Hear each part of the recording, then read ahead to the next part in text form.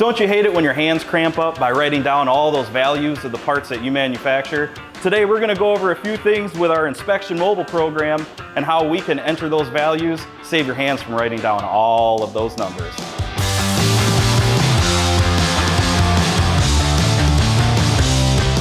So this is the process that we use while we inspect our parts.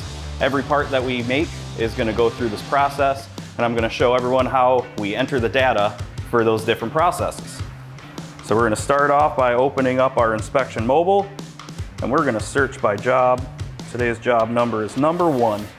And once we have this opened up, you'll see that the operator is the first field, and we enter in our employee number.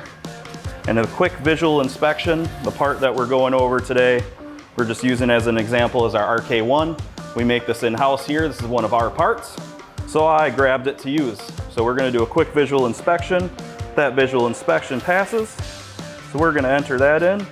And then following our bubble prints, we'll be able to measure those features and we'll be able to enter in those values depending on what it calls out.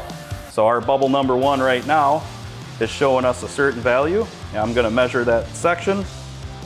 So that came in at 0.746. Enter that value. And this will show us green means good. That value is good. We can also confirm that with the print and we'll be able to keep going. Number 2 is going to be a diameter.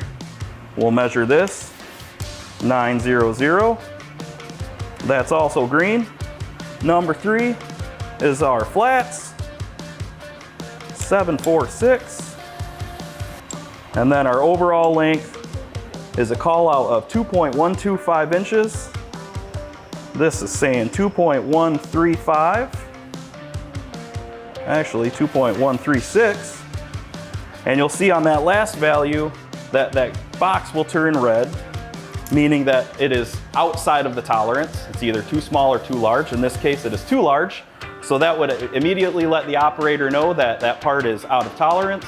And it also lets us know in the office that we are getting parts that are out of tolerance. We can adjust for that and we can start going through certain features to make sure that these parts are all in tolerance.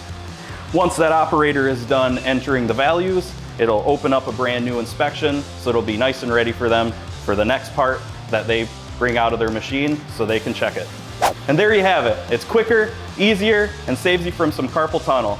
If you like this video, like and subscribe and tune in for more.